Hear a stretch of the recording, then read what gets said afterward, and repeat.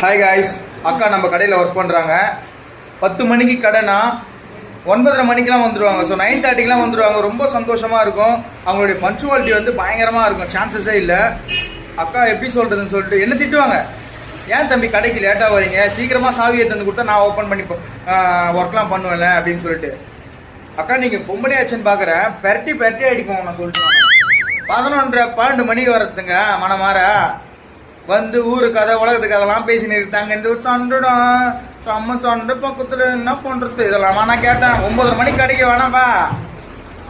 இதை விட சூப்பரான ஆளை காட்டுற பாருங்க, சூப்பரான ஆளை காட்டுற பாருங்க. இவங்க எல்லாம் கும்பலா வந்துக்கிறாங்க என் பாவத்தை ஒட்டிக்கிறதுக்கு. எப்படியா ராஜா ராஜா எவ்வளவு சிரிப்பு சிரிக்கிற பேரு. நான் கேடுறா என்ன பண்ண போறேன்னு ஒண்ணு